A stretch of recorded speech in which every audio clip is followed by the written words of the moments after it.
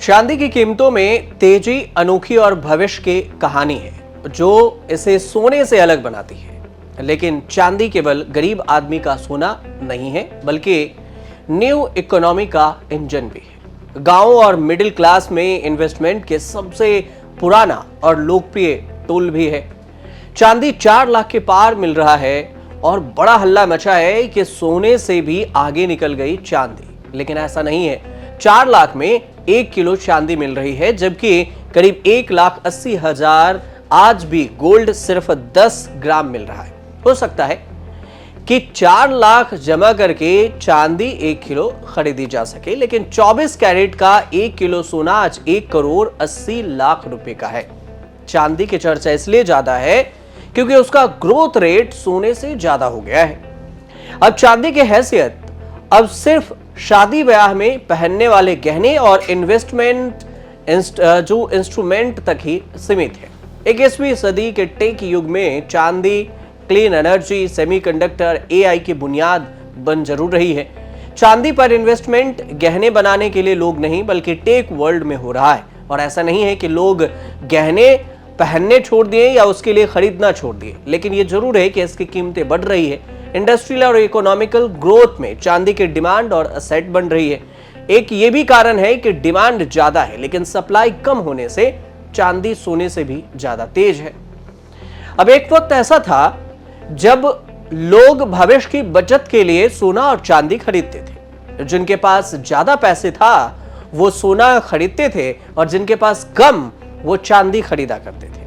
और अचानक दुनिया हैरान है कि ऐसा क्या हुआ कि सोने से ज्यादा सुनामी, तूफान चांदी लेकर आ गई। माना जा रहा है कि क्लीन एनर्जी, एआई की डिमांड ने चांदी में 4 चांद लगा दिए। और इसके पीछे की कहानी यह है कि वो सोने नहीं खरीद रहे। चांदी दुनिया का सबसे बड़ा मेटल है, इलेक्ट्रिकल एंड थर्मल कंडक्टिविटी का काम करती है, जो भारत समेत दुनिया भर में रिन्यूएबल एनर्जी पर जोर दिया जा रहा है। सोलर पैनल जो कंडक्टिविटी है उससे चांदी का उपयोग होता है। और एक डेटा यह भी है कि दुनिया में जितना चांदी का इस्तेमाल हो रहा है उसमें 15% सोलर पैनल बनाने में चांदी का इस्तेमाल होता।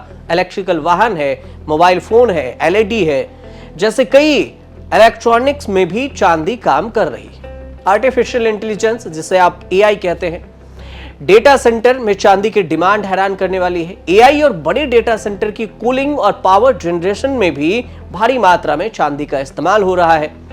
अब इकोनॉमी की पुरानी थ्योरी है कि जब डिमांड ज्यादा होगी तो सप्लाई कम होगी, तो फिर दाम भी बढ़ेंगे। चांदी आपूर्ति के सप्लाई में कमी हो रही है और जितनी इंडस्ट्रियल डिमांड बढ़ी है उतनी चांदी निकल नहीं रही। चांदी नेचुरल मेटल है और पृथ्वी की पपड़ी, जिसे आप अर्थ क्रस्ट कहते हैं, उसमें पाई जाती है।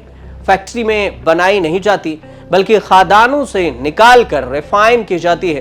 दुनिया की अधिकांश चांदी करीब 73% कॉपर, गोल्ड या फिर जिंक के खनन के दौरान बाई प्रोडक्ट के रूप में मिलती है।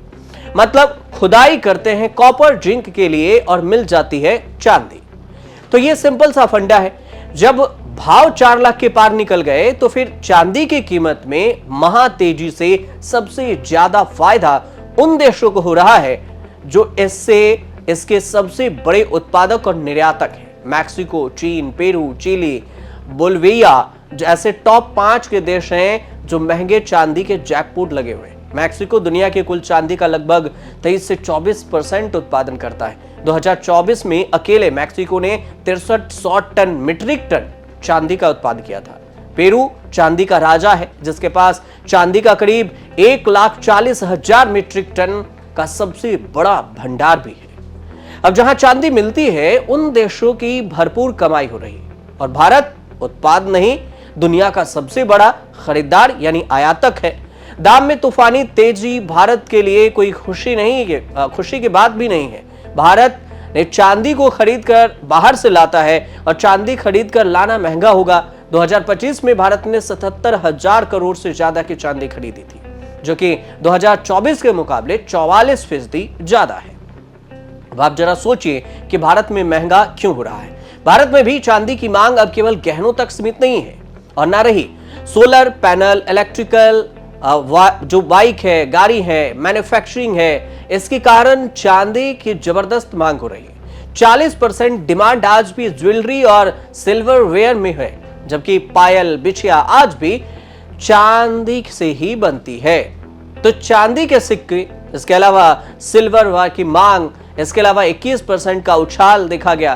तो हिंदू धर्म में चांदी बहुत पवित्र मानी जाती है और मूर्तियों से लेकर पूजा की थाली तक चांदी से ही बनती है। निवेश के लिए चांदी के ETF एक्सचेंज ट्रेड फंड में निवेश बढ़कर 234 रुपए 7 पैसे जो बिलियन है, ये करीब हो गई है। अब अगर चांदी के निवेश की बात आप मना रहे हैं और सोच भी रहे हैं, तो ये आपके पास बेहतर विकल्प जरूर है। एक नया विकल्प ये भी है कि सिल्वर ETF है। शेयर बाजार के जरिए से आप चांदी में इन्वेस्ट करने का सबसे मॉडर्न तरीका ढूंढ सकते हैं और किसी कंपनी के शेयर की तरह डीमैट अकाउंट में भी रख सकते हैं। खरीद बिक्री होती है और कभी भी एक क्लिक पर बेचकर पैसा सीधे आप बैंक अकाउंट में पा सकते हैं।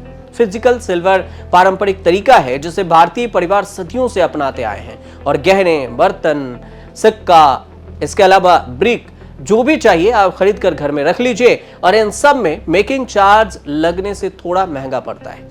लेकिन सबसे ज्यादा पॉपुलर डिमांडिंग आज भी यही है कि इसमें मेकिंग चार्ज आपको देना नहीं पड़ेगा। अगर आप सीधे तौर से ब्रिक्स खरीदते हैं, सोने के कुछ ज्वेलरी बनवाते नहीं है आप या फिर चांदी की ज्वेलरी आप बनवाते नहीं है, सीधे चांदी का सिक्का या ब्रिक्स खरीद कर आप रख लेते हैं, तो मेकिंग चार्ज आपका बच जाता है और जब आप उसे बेचेंगे तब भी आपको मेकिंग चार्ज काटा नहीं जाएगा, जिस तरह से ज्वेलरी में मेकिंग चार्ज काटा जाता है। तो ये कुल मिलाकर जो चांदी के दामों में उछाल हो रही है जो बाजार में, और डिमांड क्यों हो रहा है, क्यों इतने तेजी से चांदी के दाम बढ़ रहे हैं, इन सारी कहानी हमने आपको इस वीडियो में समझाने की कोशिश की है।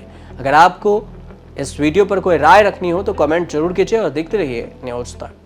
अच्छा सर, लास्ट में मैं जैसे ओबेसिटी की जो केस है बढ़ रहे हैं, वो चाहे मेल हो या फीमेल हो, टमी फैट है या फिर बेली फैट है, ये सब बढ़ रहा है। लोग खा भी रहे हैं, खुद कुछ एक्सरसाइज भी नहीं कर रहे हैं और इच्छा भी जाहिर कर रहे हैं कि उनके कम हो जाए या बेली या फिर टमी जो फैट की समस्या है। तो इसमें आप किस नज़र से देखते हैं कि क्या ये डायबिटिक जैसा केस नहीं बढ़ रहा है सर, कि ज़्यादा ही बढ़ होते जा रहे हैं, तो क्या होने वाला है सर आगे? तो पहली बात तो मैं ये बताऊंगा कि अभी तक ज़्यादातर यूथ समझते हैं कि ये जो ओबेसिटी है ये केवल कॉस्मेटिक प्रॉब्लम है, केवल कि मोटापा है तो फिर कपड़े नहीं आ रहे हैं, तो ये केवल कॉस्मेटिक समस्या है।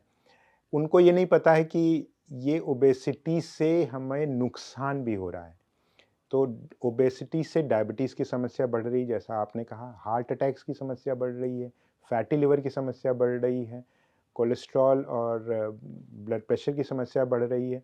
तो ये ओबेसिटी ना केवल एक कॉस्मेटिक प्रॉब्लम है बल्कि एक मेटाबॉलिक प्रॉब्लम है। इस ये मुख्य कारण है जो हम डायबिटीज़ की जिस बात की है, डायबिटीज़ टाइप 2 डायबिटीज़ होने का मुख्य कारण ओबेसिटी है। अगर हम डायबिटीज़ मरीज़ों का वज़न लें तो ज़्यादातर लोगों का वज़न ओबेसिटी वाली श्रेणी में आएगा जी। और वज़न उन सब का ज़्यादा होगा और वो शुरू से वज़न ज़्यादा रहता है, वही जल्दी डायबिटीज़ करता है। हाँ। तो हमें ओबेसिटी से बचना है